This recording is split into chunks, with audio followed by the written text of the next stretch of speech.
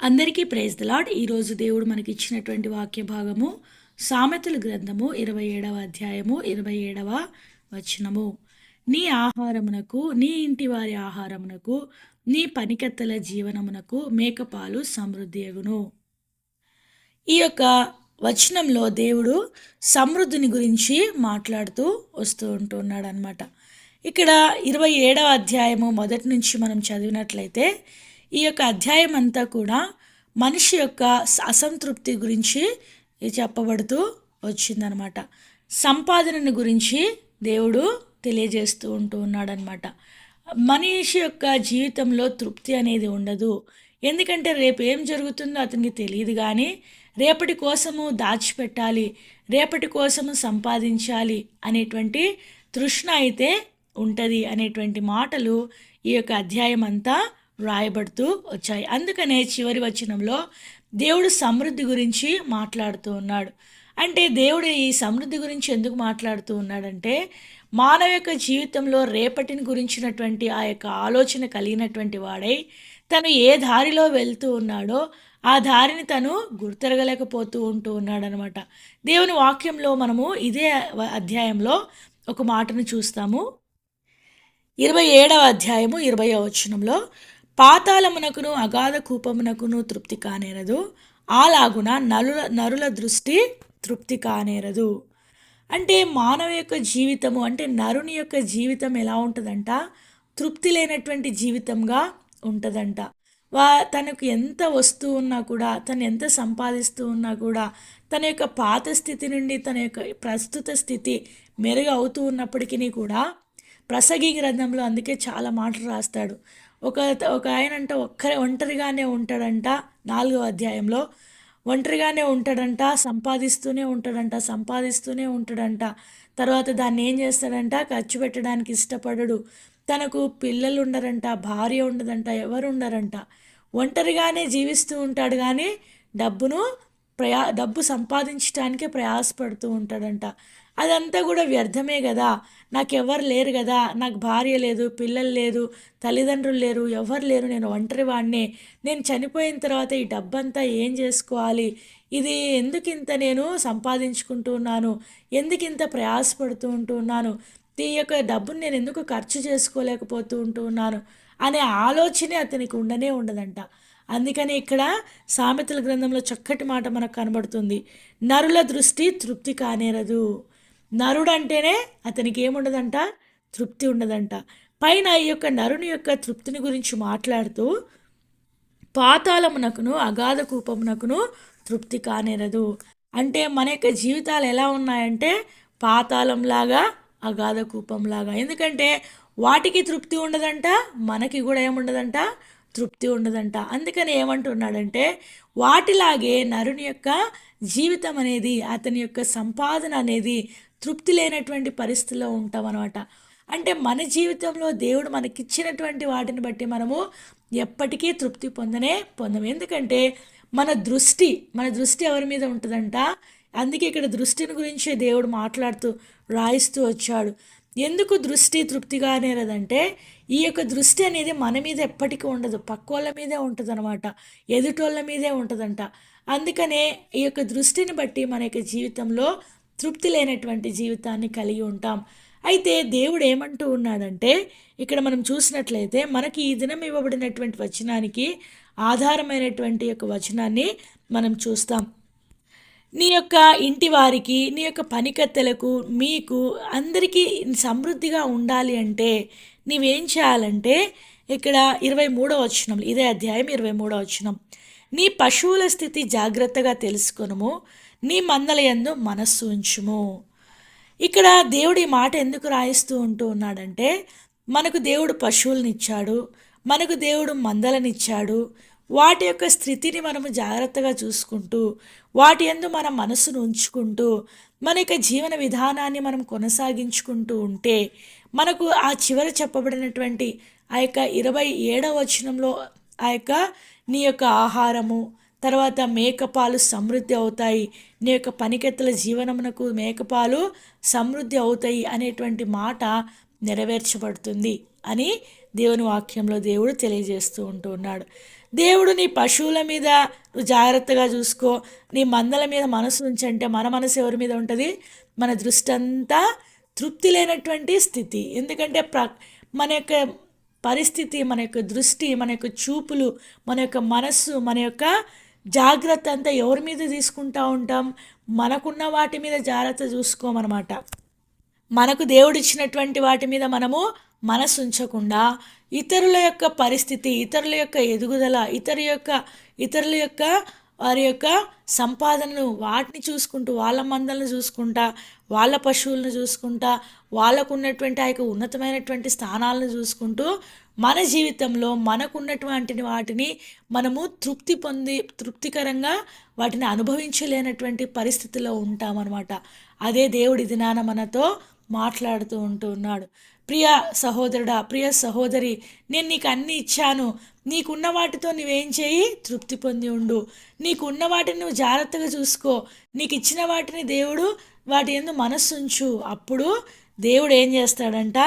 ఇవ్వబడినటువంటి యొక్క వచనము నెరవేర్చబడుతుంది అనేటువంటి మాట మనకు ఈ యొక్క 23, 24, 25, 26, 27 వరకు మనం చదివినట్లయితే మనకు దేవుడు ఇచ్చినటువంటి, మనకు పశువులు లేకపోవచ్చు, మనకు మందలు లేకపోవచ్చు, అయితే దేవుడు ప్రతి ఒక్కరికి తప్పకుండా ఏదో ఒక జీవనాధారము ఇచ్చి ఉంటాడనమాట. జీవనాధారం ఇవ్వకుండా ఏ ఒక్క దేవుని బిడ్డను దేవుడు ఉంచినట్లుగా నేనైతే ఇంతవరకు చూడలేదు. దేవుడు తప్పకుండా ఏదో ఒక ఆధారంను దేవుడు మనకు అనుగ్రహించేవాడుగా ఉంటాడు. అయితే ఉన్నటువంటి ఆ యొక్క ఆధారంని మనము ఏం చేయాలి? జాగ్రత్తగా చూసుకోవాలి. ఉన్నటువంటి మన యొక్క ఆధారం మీద మనం ఏం చేయాలి? మనసు ఉంచాలి. కానీ వారిని చూసుకుంటూ మన యొక్క తృప్తి లేనటువంటి దృష్టిని కలిగినటువంటి వారమై మనము ఎప్పుడు నిరుత్సాహానికి గురి అవుతూ ఉంటాం. మనలో సమృద్ధి దేవుడు ఇస్తూ ఉన్నప్పుడు ఆ సమృద్ధిని మనం గుర్తించలేకపోవటానికి కారణం ఏంటంటే మనలో ఉండేటువంటి రేపటిని గూర్చినటువంటి దృష్టి అనమాట. ఈ రోజుకి సరిపోతుంది, ఈ రోజుకి నేను ఆ సంతృప్తి కలిగి ఉంటాను, రేపు దేవుడు ఇస్తాడు అనేటువంటి విశ్వాసము మన జీవితాల్లో లేనటువంటి కారణాన్ని బట్టి దేవుడు మనతో మాట్లాడేది ఏంటంటే, ఇప్పుడున్న వాటి మీద దృష్టి ఉంచు, ఇప్పుడున్న వాటిని జాగ్రత్తగా చూసుకో, దేవుడు రేపు ఏది నీకు కావాలో అది నీకు ఇస్తాడు అనేటువంటి మాట దేవుడు ఈ దినమున మనకు తెలియజేస్తూ ఉన్నాడు. ఈ విధంగా మన యొక్క జీవితంలో తృప్తి కలిగినటువంటి జీవితాన్ని కలిగి ముందు కొనసాగాలని దేవుడు కోరుతూ ఉన్నాడు. పౌలు అంటూ ఉన్నాడు, నేను ఒక ధనవంతుడిని చెప్పట్లేదు, లేకపోతే ఒక ధనహీనుడినని నేను చెప్పట్లేదు, కానీ నా జీవితంలో దేవుడు ఏదైతే నాకు ఇచ్చాడో దాన్ని బట్టి నేనేమి ఉన్నాను? సంతృప్తి కలిగి ఉండడం నేర్చుకున్నాను అనేటువంటి మాటను మనము దేవుని వాక్యంలో చూస్తాం. ఆ యొక్క మాట ఫిలిప్పీలకు రాసిన పత్రిక 4వ అధ్యాయము 11వ వచనంలో మనం ఆ యొక్క మాటను చూస్తాము. నాకు కొదువ కలిగినందున నేను ఇలాగూ చెప్పుటలేదు, నేనే స్థితిలో ఉన్నను ఆ స్థితిలో సంతృప్తి కలిగి ఉండా నేర్చుకొని ఉన్నాను. అంటే ఆ యొక్క గొప్ప దైవజనుడైనటువంటి ఆ యొక్క పౌలు అంటూ ఉన్నాడు, దీన స్థితిలో నెరుగుదును, సంపన్న స్థితిలో ఉండా నెరుగుదును, ప్రతి విషయంలోనూ అన్ని కార్యములలోనూ కడుపు నిండి ఉండుటకును, ఆకలి కొని ఉండుటకును, సమృద్ధి కలిగి ఉండుటకును, లేమిలో ఉండుటకును నేర్చుకొని ఉన్నాను. అంటే దేవుడు మన యొక్క జీవితంలో అన్ని పరిస్థితులకి అలవాటు పడటానికి అన్ని పరిస్థితులను మనకు అనుమతిస్తూ ఉన్నాడు. ఇలాంటి అనుమతించేటువంటి ఈ సమయంలో మన యొక్క జీవితాలు మనం ఏమనుకుంటామంటే, దేవుడు నాతో లేడేమో, నేను దేవుని బిడ్డను కదా, నాకెందుకు ఇలా అవుతుంది, నాకెందుకు ఆహారం ఉండట్లేదు, నాకెందుకు డబ్బు ఉండట్లేదు, నా చేతిలో డబ్బులు ఉండట్లేదు, నేనేంది ఇతరుల మీద ఆధారపడి బ్రతుకుతూ ఉంటున్నాను అనేటువంటి ఆలోచన మనకు కలుగుతూ ఉంటుందన్నమాట. అయితే దేవుడు ఏమంటున్నాడంటే, పౌలును ఆ యొక్క స్థితిలో దేవుడు ఎందుకు ఉంచాడంటే, ఆయన పరిశుద్ధుడు కాదు, ఆయన దేవుని కొరకు నమ్మకంగా జీవించట్లేదు కాబట్టి ఆకలి కొన్నాడా? అదేమి కాదనమాట. అన్ని పరిస్థితులను దేవుడు పౌలు జీవితంలోకి అనుమతిస్తూ ఉన్నాడు. ఒకవేళ నీ జీవితంలో ఎప్పుడు లగ్జరియస్ లైఫ్నే నీవు ఎంజాయ్ చేస్తూ ఉన్నావంటే దేవుడు నిజంగా నీ పట్ల లేడనే నీవు చెప్పుకోవాలి, గుర్తుంచుకోవాలి. లేకపోతే నీ జీవితంలో చక్కటి ఆరోగ్యం ఎప్పుడు ఆరోగ్యకరంగానే ఉంటూ ఉన్నావు అనుకుంటే నిజంగా దేవుడు నీ పక్షాన లేడేమో అని మనము ఆలోచించుకోవాల్సిన అవసరం ఉంది. ఎందుకంటే దేవుని యొక్క బిడ్డలకు దేవుడు ఏం చేస్తాడంటే అన్ని పరిస్థితులను నేర్పిస్తాడు. ఆయన స్వారూప్యంలోనికి రావాలి అనేదే దేవుని యొక్క ఉద్దేశం.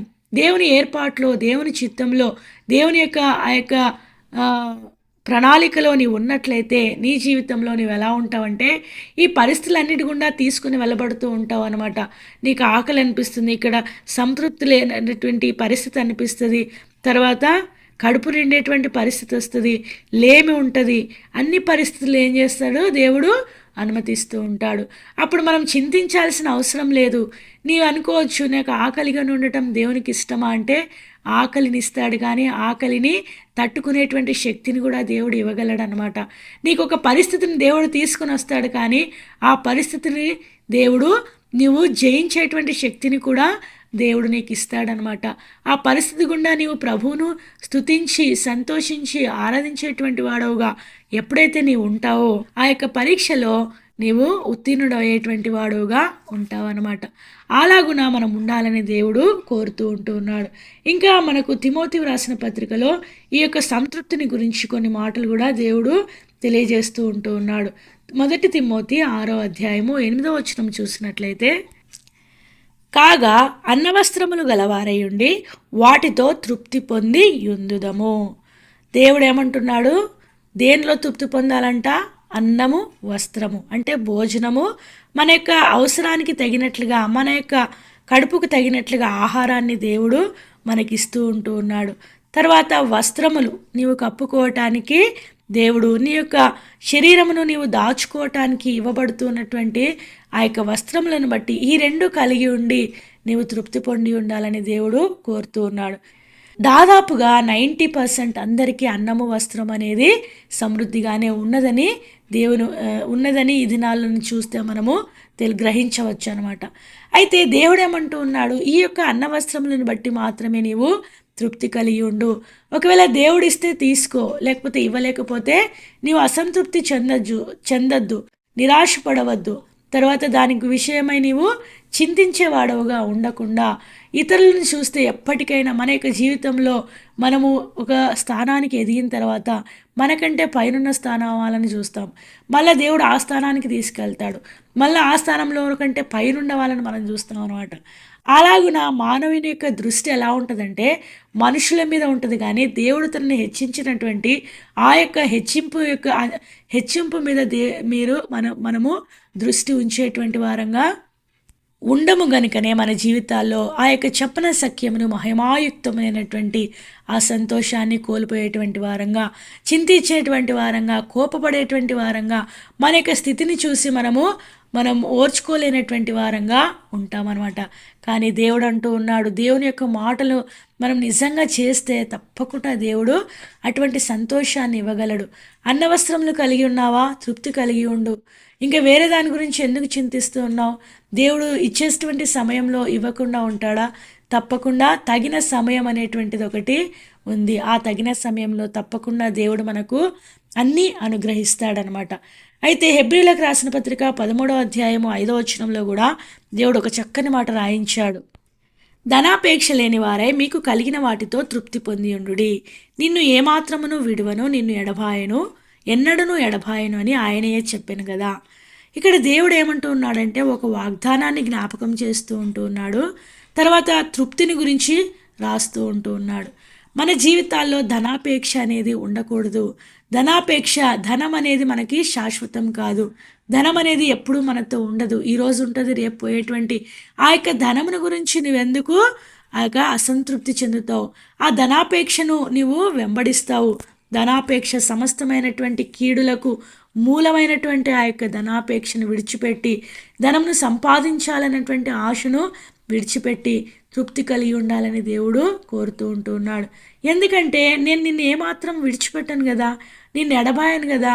సర్వసంపన్నుడైనటువంటి దేవుడు, సర్వాధికారి అయినటువంటి దేవుడు, అన్నీ ఇవ్వటానికి శక్యమైనటువంటి ఆ యొక్క దేవుణ్ణే మనం కలిగి ఉన్నప్పుడు ఇంకా ఆయనే మనకు ఎన్నడూ విడిచిపెట్టను, ఏమాత్రంను నేను మిమ్మల్ని విడిచిపెట్టను, మీకు తోడుగా ఉంటానన్నప్పుడు మనకు అవసరమైనవి మనకి ఇవ్వకపోతాడా? తప్పకుండా ఇచ్చేటువంటి వాడుగా ఉంటాడు. కనుక మన జీవితంలో ధనం కొరకు మనం ప్రయాసపడకూడదు. ధనమే మన దగ్గరికి వచ్చే విధంగా మన జీవితాలని దేవుడు చేస్తాడు. దేవుడు ఇచ్చేటువంటి సంతోషం, దేవుడు ఇచ్చేటువంటి సంతృప్తిని మనము అనుభవిస్తూ ఉంటే మనకు ఎప్పుడూ సంతోషమే ఉంటుందన్నమాట. బాగా డబ్బున్న వారు ఎంతో సంతోషంగా ఉంటారని మనం అనుకుంటాం. కానీ ఆ స్థానానికి వెళ్ళి వాళ్ళని అడిగి చూస్తే నిజంగా వారు సంతోషంగా ఉన్నారో లేదో మనకే వాళ్ళు చెప్తారనమాట. మనం ఏమనుకుంటూ ఉంటామంటే పైకి కనబడేటువంటివి చూసి ఏమనుకుంటాం, వాళ్ళు ఎంతో బాగున్నారు, మేమేం బాగాలేమని మనం ఫీల్ అవుతూ ఉంటాం. కానీ అలాంటి ఫీలింగ్ ఏం అవసరం లేదు. దేవుడు ఎవరికి ఏది పెట్టాలో అలాగా పెట్టే ఉంటాడనమాట. దేవుడు నీకు సమృద్ధిని ఇవ్వబోతున్నాడు. ఎలాగన సమృద్ధినిస్తాడు? దేవుడు నీకు ఇచ్చిన వాటితో నీవు తృప్తి పొంది ఉన్నావంటే ఖచ్చితంగా నీ ఆహారము, నీ ఇంటివారి ఆహారము, నీ పనికత్తెల జీవనమునకు సమృద్ధి అయినటువంటి మేకపాలను దేవుడు ఇచ్చేటువంటి వాడుగా ఉంటూ ఉన్నాడు. ఇక్కడ పశువుల గురించి, మందల గురించి మాట్లాడుతూ ఉన్నారు కాబట్టి మేకపాలు సమృద్ధిగా ఇస్తానంటూ ఉన్నాడు. అయితే ఈ దినాల్లో నీ జీవితంలో నీవు సంపాదించేటువంటి వాడిగా ఉంటూ ఉన్నావేమో, లేకపోతే నీ యొక్క జీవనోపాధిని ఒక్కొక్క విధంగా ఒక్కొక్క వృత్తిలో నీవు ఉంటూ ఉన్నావు. నువ్వు ఏ వృత్తిలో ఉన్నప్పటికీ కూడా నీ యొక్క వృత్తిని దేవుడు ఏం చేస్తాడు, నీ యొక్క చేతి పనిని దీవించి నీ చేతి పనికి సమృద్ధి అయినటువంటి చేతి పనిగా చేసేటువంటి వాడుగా ఉంటాడని దేవుడి యొక్క వాక్యంలో దేవుడు తెలియజేస్తూ ఉంటూ ఉన్నాడు. అయితే మన జీవితంలో మనం కలిగి ఉండవలసింది, మనకిచ్చిన దాన్ని మనం చూడాలి, ఇతరులకు ఇచ్చింది మనము చూడకూడదు. రేపటిని గురించినటువంటి ఆలోచన మన జీవితంలో కలిగి ఉండకూడదు. ఏ దినమున ఏది సంభవిస్తుందో అది మనకు తెలీదు. అలాంటి అనుభవం మన జీవితంలో కలిగినటువంటి వారమై ముందు కొనసాగుతూ ఆయనను స్తుతిస్తూ, ఆయనను ఆరాధిస్తూ, ఆయన మీద ఆధారపడుతూ మనం ముందు కొనసాగుదుముగాక. మరొకసారి మనకి ఇచ్చినటువంటి వాక్య భాగమును చదువుకొని ముగించుకుందాం. నీ ఆహారంనకు, నీ ఇంటివారి ఆహారంనకు, నీ పనికెత్తల జీవంనకు మేకపాలు సమృద్ధి అగును. దేవుడి కొన్ని మాటలను దీవించి ఆశీర్వదించునుగాక. ఆమెన్.